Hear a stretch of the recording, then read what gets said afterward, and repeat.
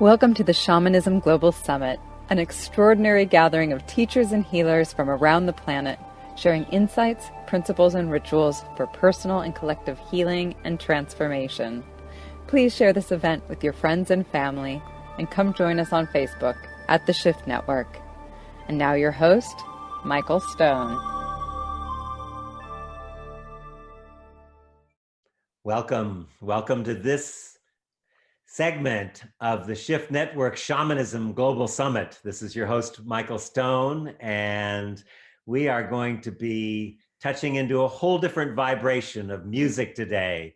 Our guest is Yael Shonzait, and she's a devotional artist, a Kohenet Hebrew priestess, scholarist, and practitioner of ritual medicine. She currently lives in the Ohlone territory known as the San Francisco Bay Area, where she priestesses at the intersections of music, spirit, healing, justice, and ancestral memory. Yael, welcome to this segment of the Shift Network Shamanism Summit.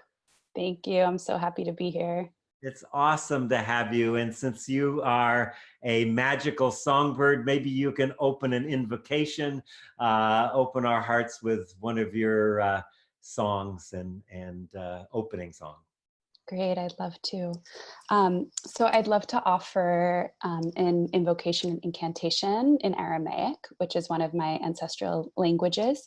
And these words come from a ritual, an ancestral elevation ritual that's part of the Jewish holiday called Sukkot. And we invite during this holiday, during this ritual, every night the elevated guests and the elevated grandmothers and grandfathers, the benevolent ancestors to come and bless us and dwell among us. And so that is the context for this incantation. And what we're singing is Ulu Ulu, which means come or elevate, Ushpizin, elevated guests, Ulu Avahan, come exalted grandfathers, Ulu Imahata, Kidishata, come holy grandmothers. So for those listening, if you want to, in your heart or by voice, chant along just by saying the words Ulu, Ulu, Ulu, Ulu. While I sing, you can participate in that way, and that's saying come, that's saying elevate. So this is just a way to welcome and acknowledge the holy ones that are with each of us in our lives. Ulush bizin ilahin kadishin, Ulush bizin ilahin kadishin,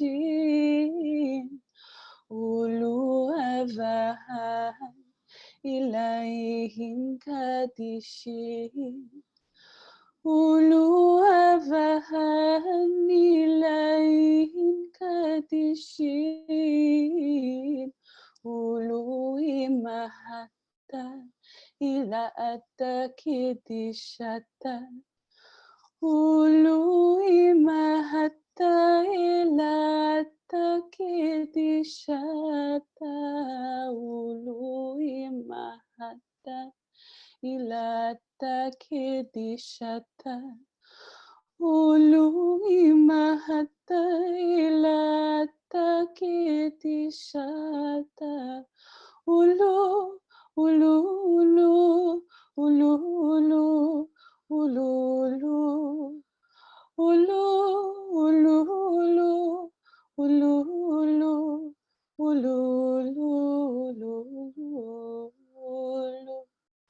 Ulu, Ulu, Ulu, Ulu, Ulu.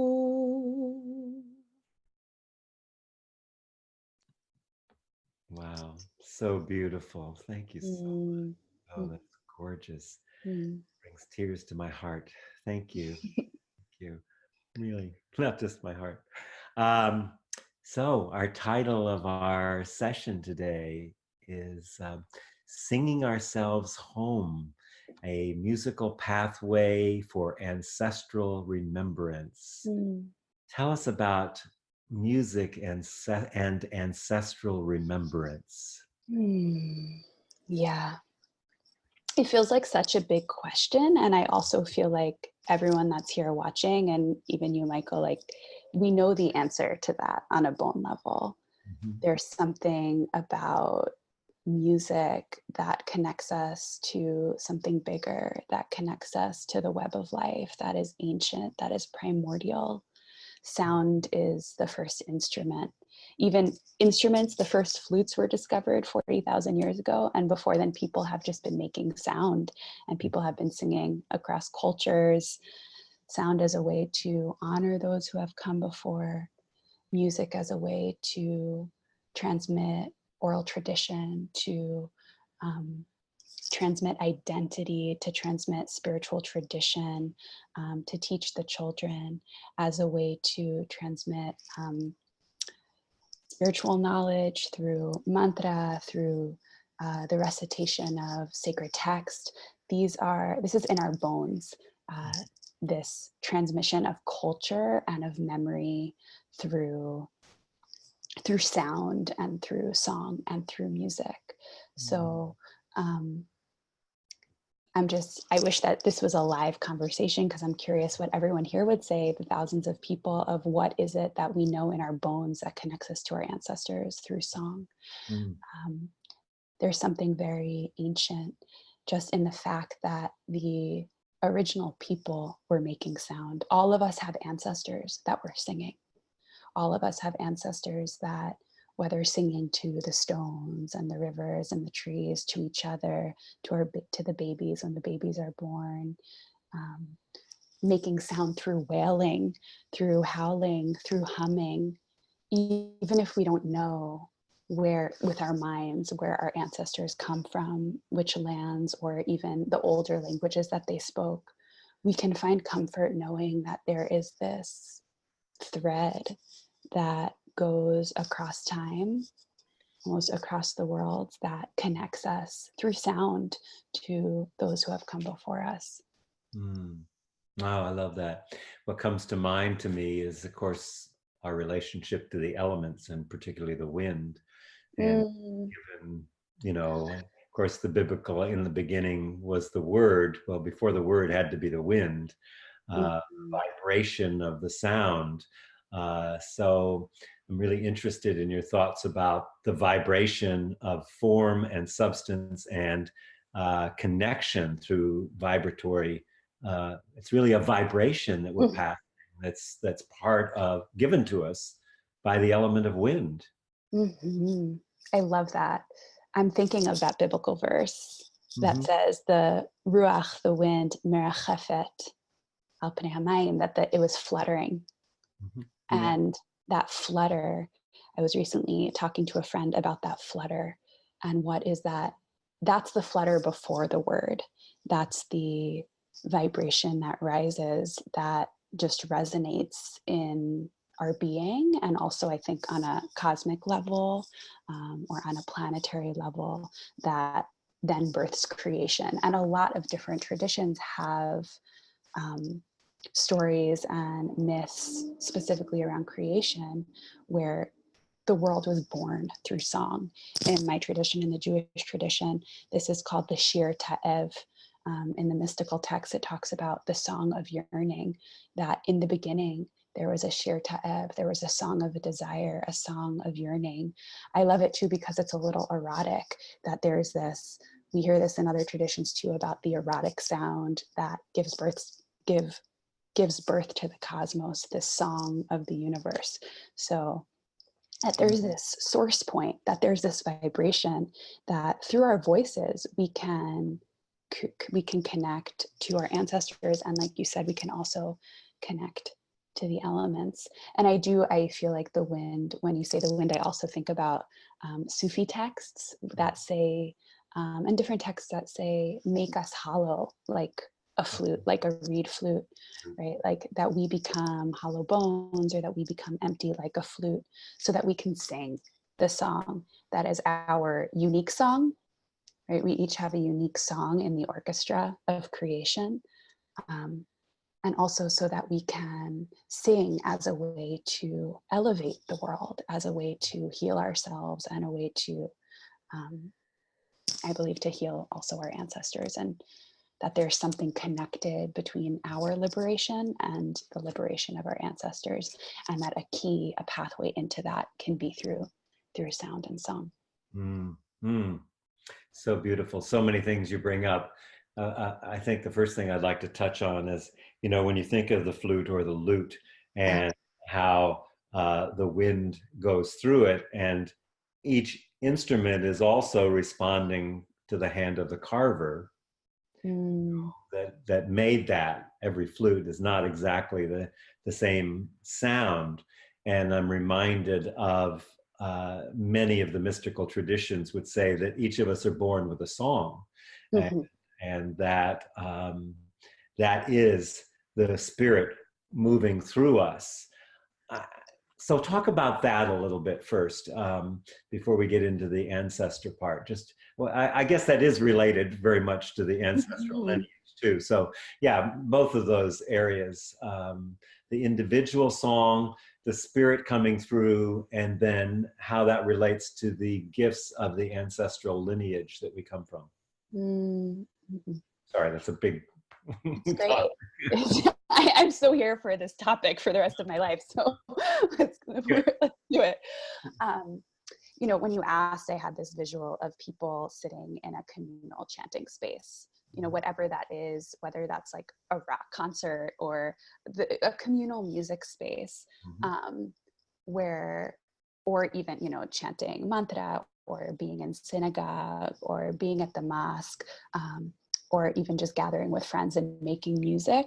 What is it? There's something after that experience of just letting ourselves sing, collectively making sound, letting the spirit of music move through us, that we feel simultaneously empty and full. And I don't presume to know what the mystery of music is.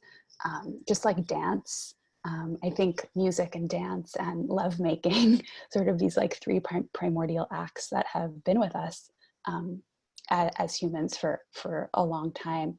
There's something that is just ancient in sound, and I think it connects to what we opened with, which is that the world is made from vibration. And so when we are channeling that vibration and attuning to that, we feel ourselves as co-creators in the dance of the universe. And we remember our inherent interdependence. We remember that we have impact. We remember that we matter. We remember that we're woven in.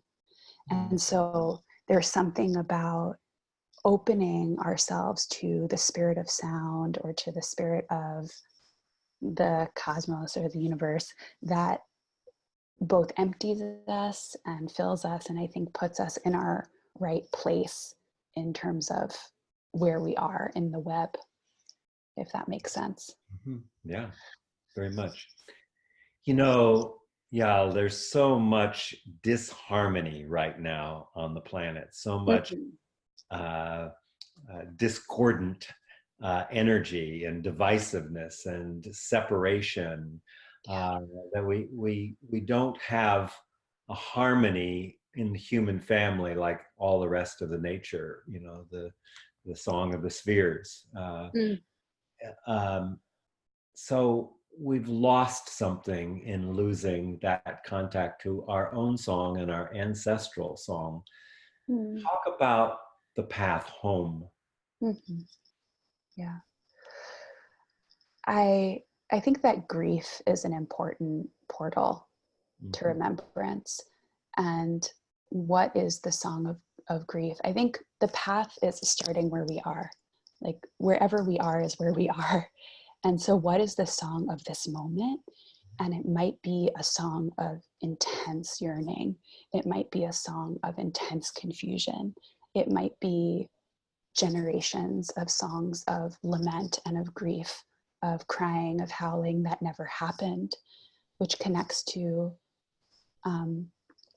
personal healing as collective healing, that there's something about us in our bodies in this moment, right? When we are awake to the to the thousands of species that are going extinct on a daily basis on this planet, to the ancestral languages that have been lost, to all the different social and cultural systemic forms of violence and oppression that are going on daily around the world.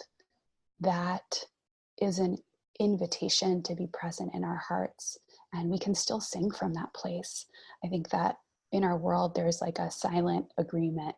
We've all collectively agreed to stay quiet, and I believe that public lament and public sounding, especially for those of us, like as a woman and as a woman who was raised and socialized in a religious environment, in a lot of ways told to not be loud or not take up space or not pray in public. There's something very healing when we say, no, I'm going to feel, I'm going to sing, I'm going to make sound with other people. And that is healing, not just for ourselves, but also for our ancestors. And it connects us to what's happening, because none of us are separate from what's happening, even though there might be this illusion or this sense of separateness, as there's so much pain and disharmony in the world. We feel it.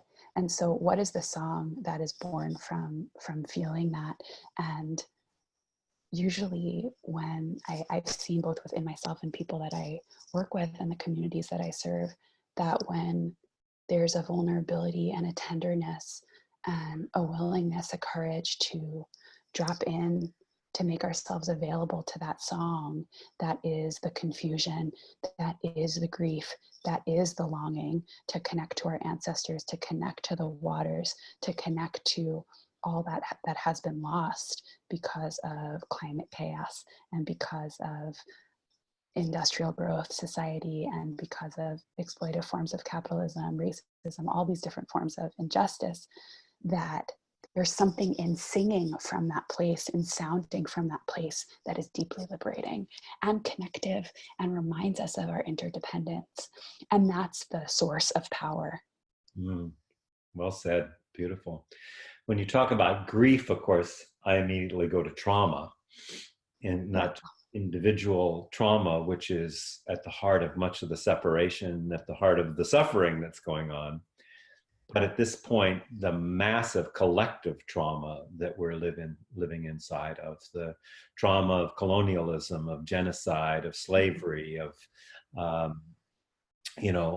the things that have happened through our ancestral lineage, that is now kind of here. It's kind of get it or get over it, or get it or this is over kind of thing. We're now at a place where it's very questionable whether life is going to maintain on Earth, at least human form of life.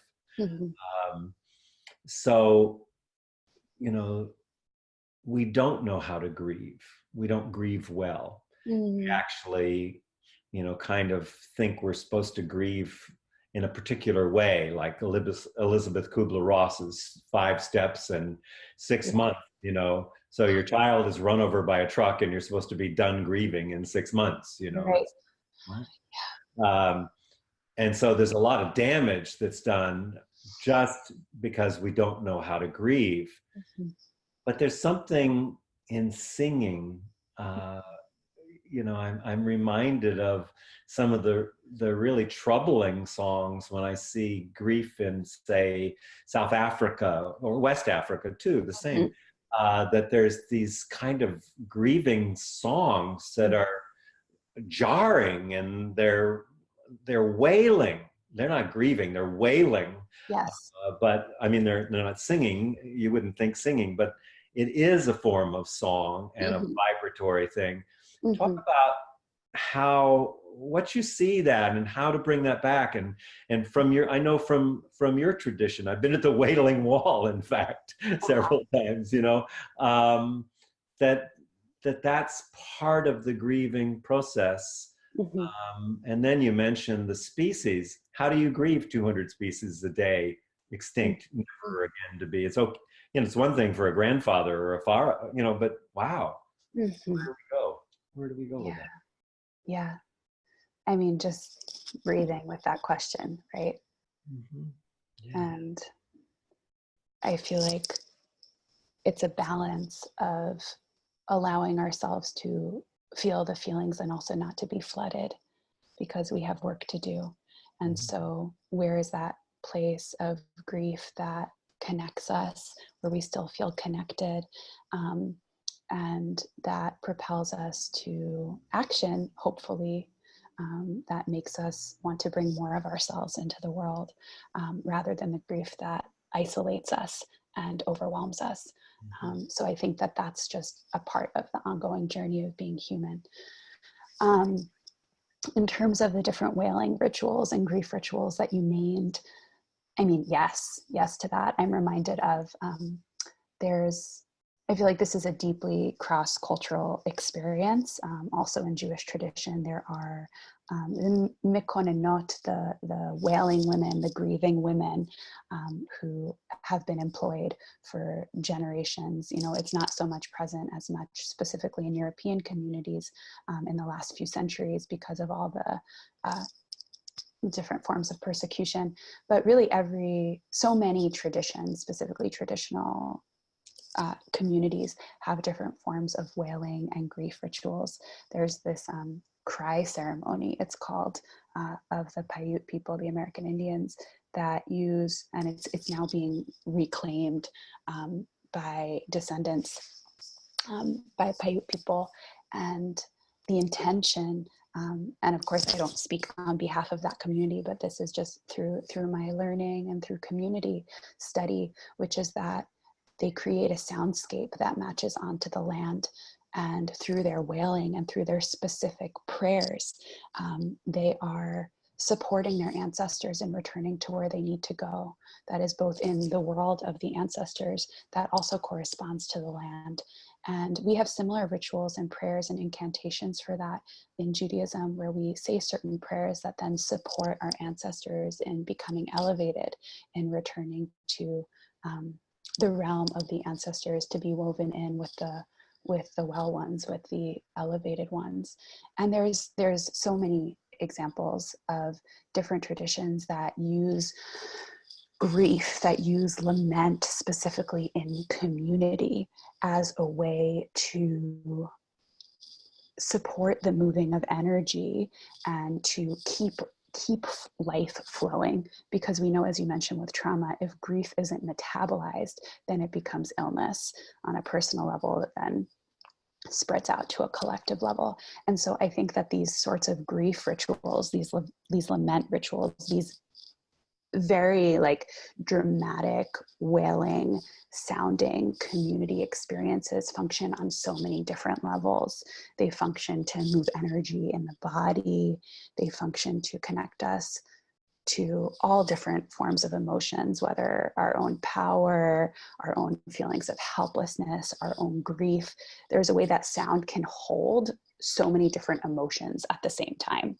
So it's because of sound as vibration and because of grief, it can hold everything. It doesn't need to be one experience. It can be, after someone dies, we can be sounding and howling and singing, both as a celebration of the person's life and as a way to channel our immense grief, and as a way to connect to our community and remember that we're not alone, that we will move on, and as a way to metabolize energy so that we're not staying stuck in a traumatized place. So I think it functions, and it's a way, again, to connect to the ancestors, because if we're talking about rituals that have been enacted and that have been done for generations, then there's something deeply comforting. Like when I'm at a Jewish funeral and I'm singing Psalm 23, for example, Gam ki elech begetzal mavet lo irara ki ata imadi, as I walk through a dark ravine, through the valley, right? These are prayers that my ancestors have been saying for thousands of years. And so when I say it, it's functioning on so many different levels. It's saying, I will fear no fear, for you are with me, meaning you, creator, meaning you, my ancestor who has just gone. And also I am channeling the ancestral current that has been saying these prayers, that has been, saying these prayers for thousands of years as a way to resource me in my time of grief. And so I think that these lament and these grief rituals are brilliant and super important. And I also just want to add, in terms of, because I know that people can hear this sometimes, and not presuming people's experience. And, I come from a particular tradition. I can root in a particular tradition. Some of the traditions that you mentioned and cultures you mentioned, like, these are rituals that have been, in some ways, that are intact. And so I think it begs the question, what about those people who might not feel that they have access to a certain tradition or ancestral grief rituals? And I think that we come back here to sound and song. And my invitation and my hope during this talk is that people feel empowered just by virtue of their existence, and knowing that we each can sound and we each can song, and our ancestors have each sounded and made song, that to feel empowered in that knowing, and that we can create our rituals for ourselves or in community, and that it's a very primordial knowing of how to transform trauma and grief and connect to something bigger than us through sound and song. And it doesn't have to be something that's like outside of us, or we have to like go to another country, or whatever the thing is, to find something that's special. It's not this unattainable thing. It's really as simple as connecting to what is alive within us in this moment, and channeling sound and song from that place in whatever language is the language of your heart. Maybe that's English, maybe it's humming, maybe it's shrieking, maybe it's buzzing, right? So that's really one of my prayers for this time, is that people can feel empowered and comforted in that knowing that it really doesn't have to be this out there thing of fancy grief rituals, which are amazing and so important, and I think are keeping our world alive and turning in a lot of ways. And just to know that we really all have access and that power. Well, I think you said one of the key things, and that is the moving of the energy, not the recycling of the energy. The two different aspects you said of really releasing and then wallowing in that energy. There's a releasing of it. I'm reminded of a time I'd actually forgot about when you did the 23rd Psalm. When I was in Israel, I met a wonderful history scholar who we became friends, and he took me around to a lot of interesting places. And one of the places was, I can't remember exactly because it's been quite a few years now, but we were on the road to Jericho, and along the road is this old Roman viaduct that the water travels on. Supposedly, and I hiked down to this place because supposedly it's actually where the 23rd Psalm was written, in this area here. And I sat down there and I realized, because it kind of went like this going down, and so the sun never shined in this one area. And lo, the shadow in the valley of, and then there's these Roman soldiers, and I was just kind of having this cathartic experience of this amazing poetry that was written there, and the angst that was at the time, and the fear that was at the time, and the belief, and that brings me to kind of my daily rituals. And that is, I live on the coast of Canada, on the beach, and I have a shower, and every morning I start my ritual in the shower, and I allow myself to tone in honoring the ancestors. I don't have any prayers that were handed down. I was born one of those born as an orphan kind of people, without ancestors, supposedly, had to like connect on another level.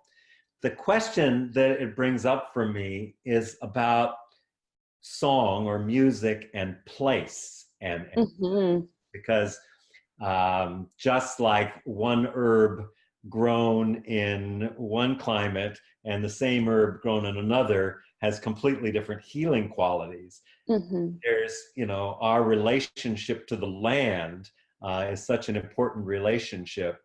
Talk about song and place and ancestors as the nexus of that coming together, and what's possible in being aware of that. Mm-hmm.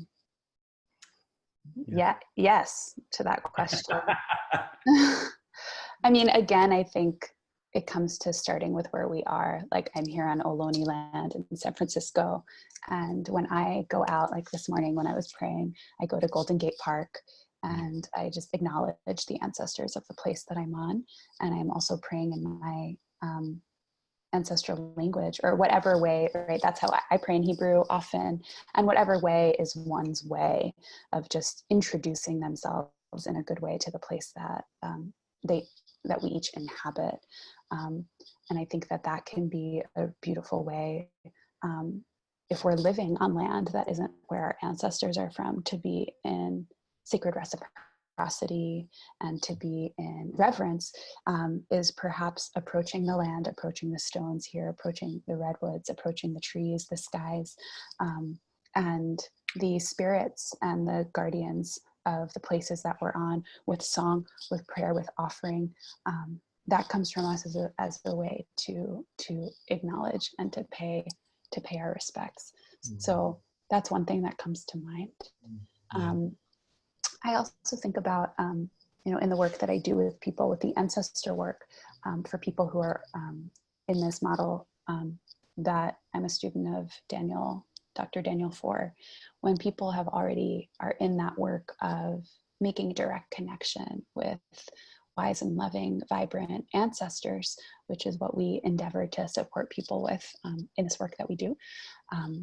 Once that connection is anchored, there's song. One way that song can be woven in is by asking in what ways, just the question that you asked, even if we don't know what land they're on necessarily, like where in the world, there can be an ask of our vibrant ancestors, what ways, where did you sing to? Like, did you sing, what were your songs inspired by in the natural world? And you'll be surprised of what responses come. The doves, the wind, the rivers, the children. And then even if we're here in 2019 and we speak in English, or we're living on lands that aren't our ancestral lands, there's a bone level knowing that the ones before us also connected, also offered song to the stones and to the birds and to the children, and as a way to come together, and as a way to celebrate, and as a way to grieve. So I'll invite the people that I'm working with to use song as a vehicle to deepen into connection with their ancestors, with their vibrant ancestors, and as a way to receive information of how to connect and how to heal. Mm-hmm. And so even in English, right, we can sing songs to the stones, or like you do in the morning, you tone with the shower, with the water. And there's something that, even though I'm not saying this is your experience, and people might have grief about, I have grief about not knowing all the different lands that my ancestors were on. I know some of them, and like, I want all the things, right, all the information. And I can find comfort, I feel it in my bones, right? There's a connection between song and bones, which maybe we'll talk about, but that my ancestors sang to the waters, that my ancestors sang as a form of lament. And this might be different for each person, what that is, but even if I'm singing in English and my ancestors may have sung in different languages, the essence is the same, right? And so I know that in my bones. That's great. It's funny when I not only kind of tone and make sounds come through me, but sometimes I do gratitude songs. Mhm. And I'm always hoping the neighbors can't hear me because I'm just singing to the clouds and singing to the rain and singing to the ocean and and Yes. just whatever is coming through me. And it makes me feel so good to do that. I mean, it's kind of embarrassing even to admit it, but I love that. It's just They'd be lucky to hear you. I'm not so sure about that. But one of the things you talked about, you mentioned just briefly about what's alive in you.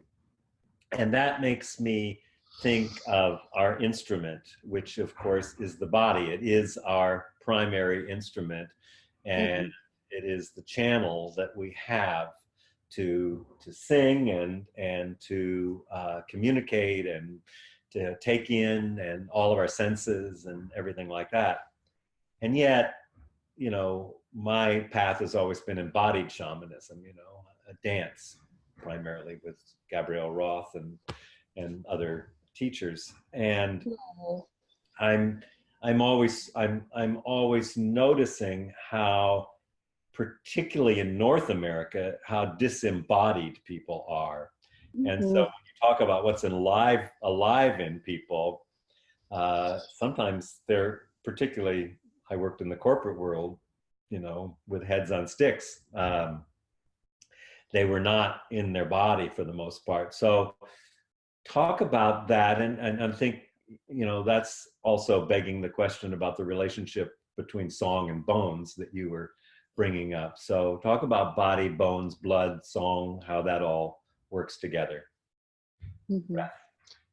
Breath. Well, first of all, just offering respect and love to Mm. that honored ancestor, to Gabrielle Roth, who I also had the gift of dancing with. Oh, Gratitude to her and what she gifted to us. Um, yeah.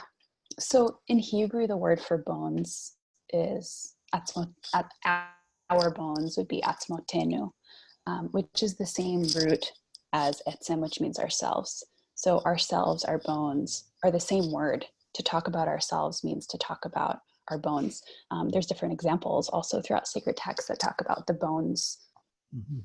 singing or the bones being revived. Um, and we know through archaeology the bones are kind of the Yeah. last to go, that they hold memory.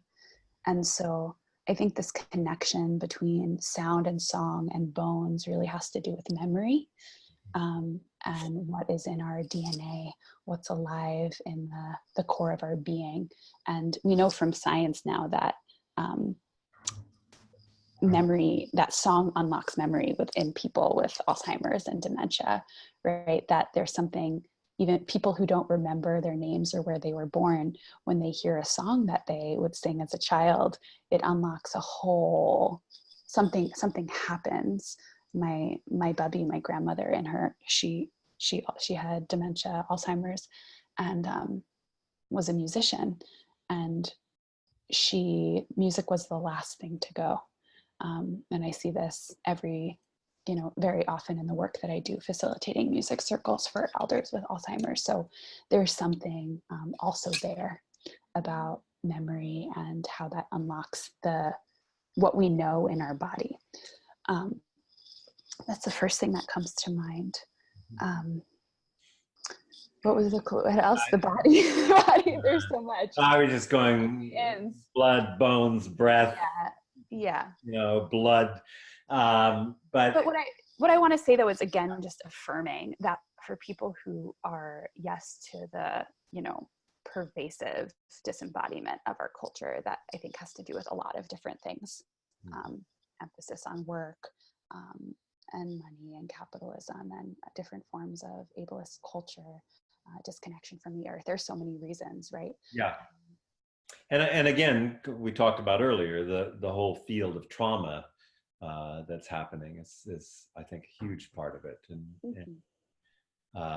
I think that song and music can be a Mhm. real vibratory release for that Exactly. kind of trauma, and I'm happy to see many more people doing song circles and kirtan and Mhm. different forms of singing together.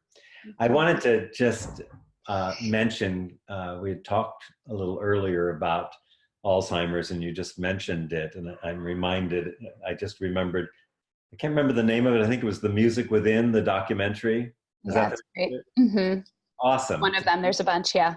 To see the light come back in people's eyes, and you've been teaching sound, and I taught five rhythms moving meditation Yeah. for 2 years because my aunt, actually, that's what got me there, was incarcerated there. She was getting worse with Alzheimer's. So it was my service, actually, when I was in the teacher training years ago with Gabrielle.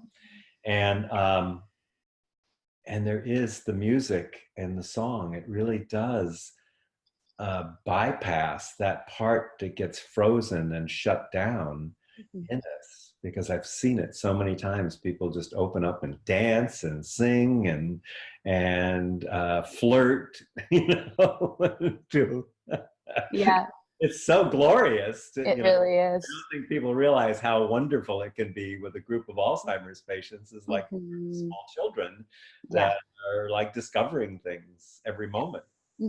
My aunt, who was very proper at one time at the dinner table, at our dinner table when she was getting Alzheimer's, she said, the good thing about Alzheimer's, and everybody, in my family, you didn't talk about anything, no matter how bad it was.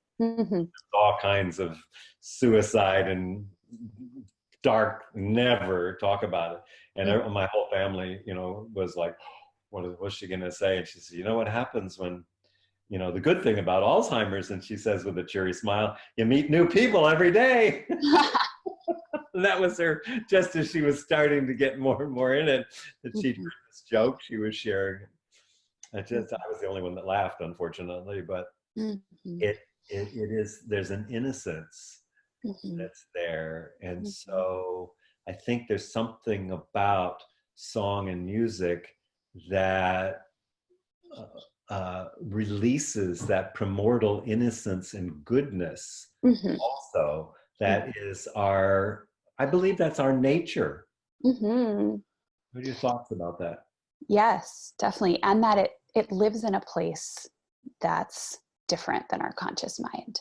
That there's something that gets locked in our bones, that gets locked in our blood, that gets locked in this deep part of our brain, maybe, or in our heart, that's integrated into our being with song and dance, that is beyond what we may know or what we may consciously remember.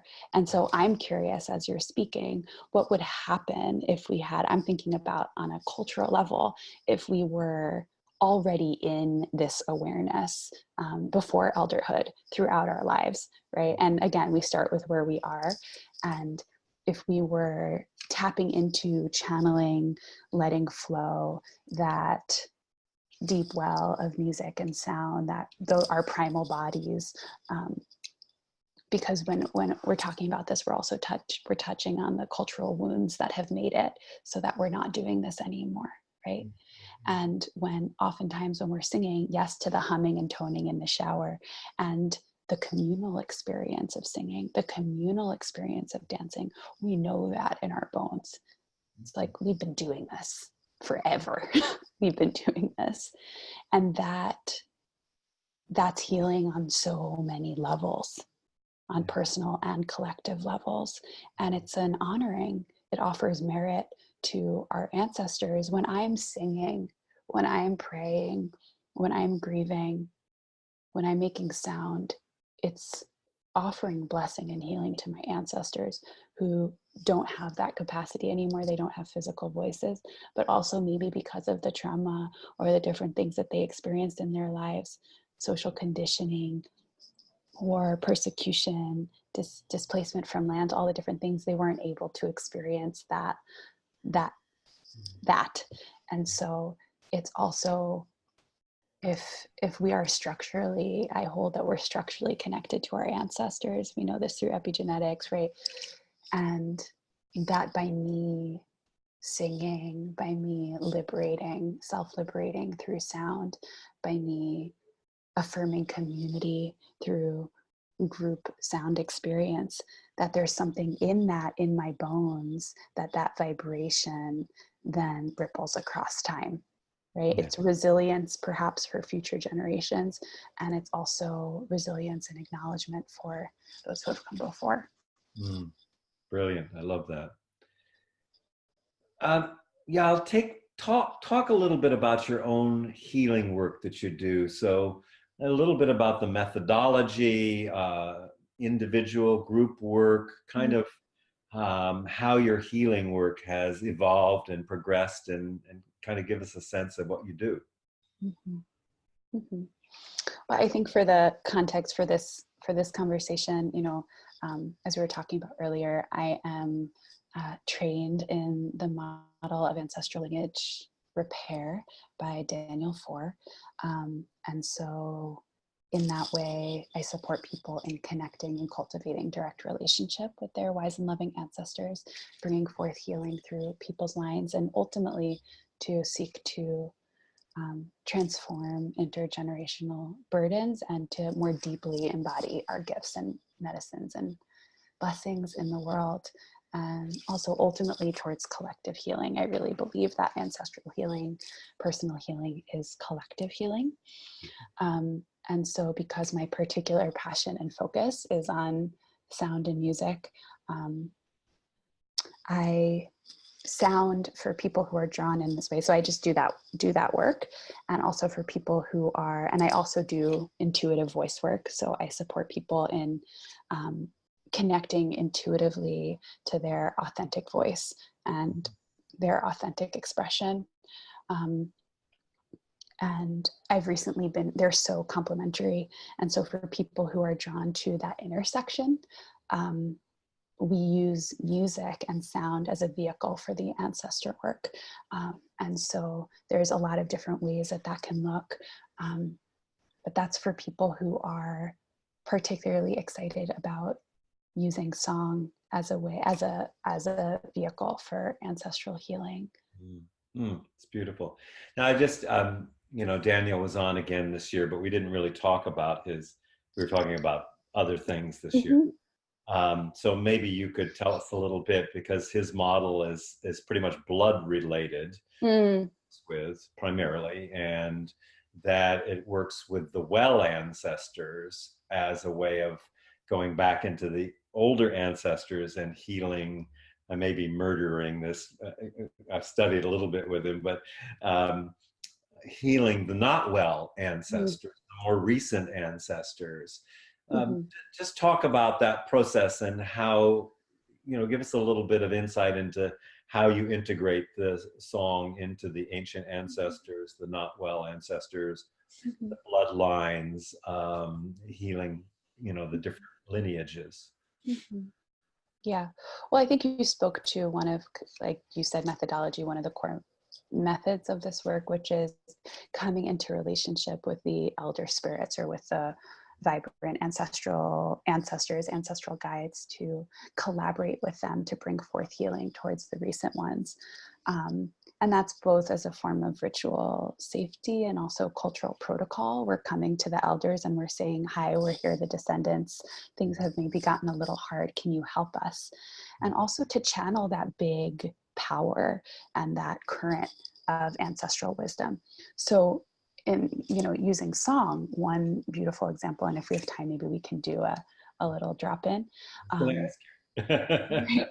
is,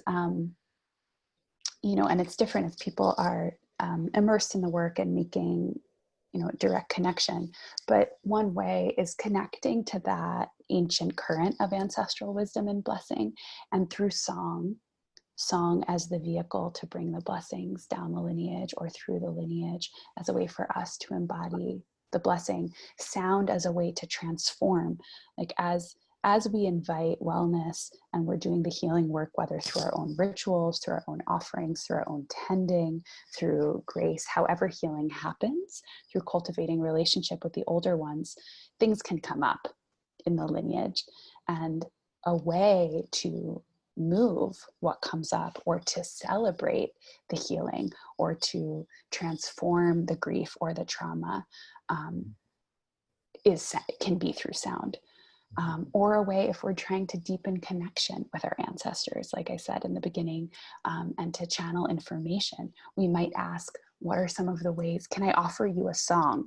Can I, we might go to the forest and move our bodies and sing and sound as a way to move the energy that some of the stagnant energy in our lineages. So I think that when there's a container and there's a framework for the ancestral healing work, sound can be and song can be a very potent vehicle to support the movement of energy, to support the celebration of the healing, to support the transformation of grief, and to support ultimately the embodiment of blessings that when we're at that point where our lineages are well and healed, or even just as a way to anchor it within ourselves now as the work unfolds, because the work will happen, right? It'll continue happening. There's always more healing to do, as a way to anchor the blessings through song and music. I'm so touched by your passion, your intention, your clarity, Yeah. and your gift. It's wonderful to have you on the summit and spend time with you. And I think it would be lovely if you had a song that you wanted to kind of, as our closing this circle that we've been in, to gift people with your voice. Mm-hmm. Yeah, we could also, I'm glad to do that. I have so many songs. We could also maybe do like a few minute drop in. So whatever you prefer. Why don't you combine the two of them? Great. Be creative. Great. Okay. We have 5 minutes? We have 5 minutes, exactly, right. Great. So just doing exactly what Michael's doing there. Go ahead and, for folks listening, just with your breath, take a moment to gather yourself into yourself. Maybe use your breath.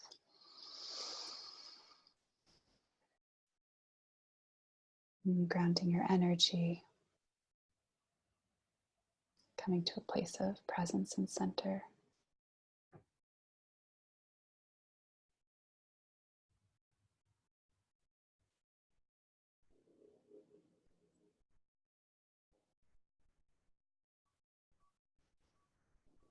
And let's go ahead and just tone together. And as we tone, just imagine ourselves surrounded by a circle of blessing and protection and goodness. So almost using your own vibration as a blanket, as a way to encircle your space with goodness.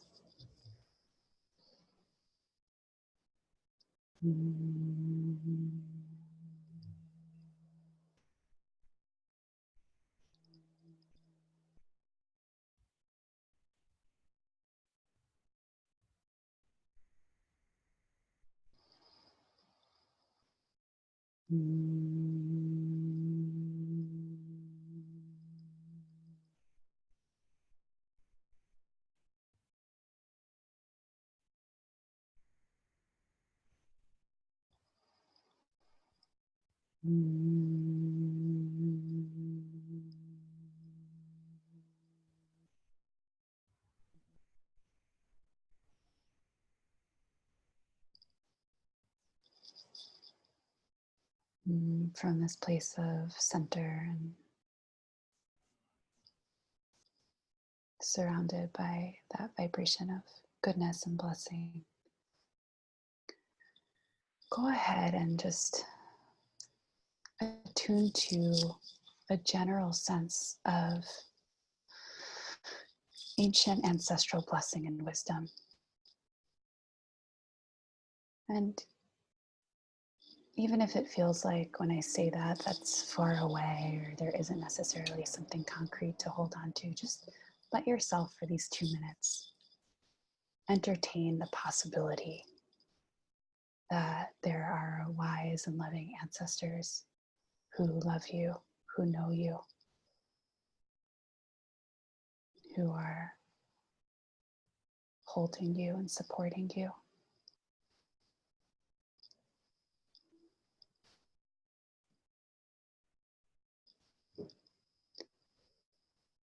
And in connection with this sense of ancestral blessing and wisdom,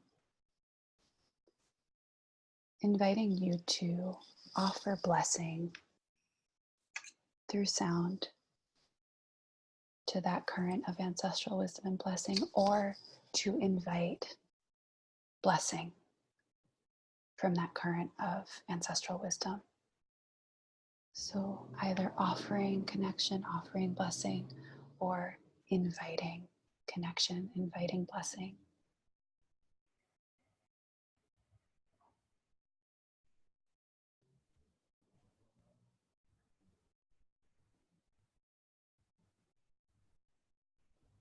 And I'll offer a song here and know that you can pause here and just be in a spacious place of receiving blessing through sound and through song, or in a spacious place of offering blessing and sound and song. So I will offer something and know that you are welcome to continue on your own. There is a love holding us. There is a love holding all we love. There is a love holding us. We rest in this love. There is a love holding us. There is a love holding all we love. There is a love holding us. We rest in this love. We rest in this love. We rest in this love. We rest in this love.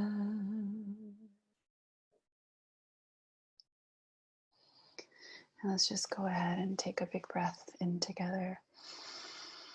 And just exhale with a loud sigh.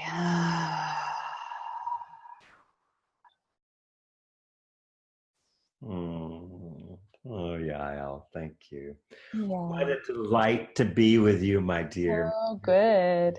Yael, it's just such wonderful time together. I'm so happy we're able to be on the summit this year. And yeah, I look forward to staying in connection. And I just want people also, all of you that are listening, to know that just this one piece and the two songs that we did, I want to listen to them again and again. And you can do that. You can own this whole series by going to shamanismsummit.com/upgrade and have all of these amazing people that we've had and be able to listen to the beautiful song of Yael Shonzait. And many blessings, my dear. Many blessings. Thank you. Thank you for joining us for the Shamanism Global Summit, brought to you by the Shift Network. For more information about joining our global community who are awakening to their divine humanity and taking inspired action, visit theshiftnetwork.com. To learn more about the entire Shamanism Global Summit collection of teachers and healers, or to add all these interviews to your personal library, visit shamanismsummit.com/upgrade. Thank you again for gathering with us and for sharing this empowering path with your friends and family.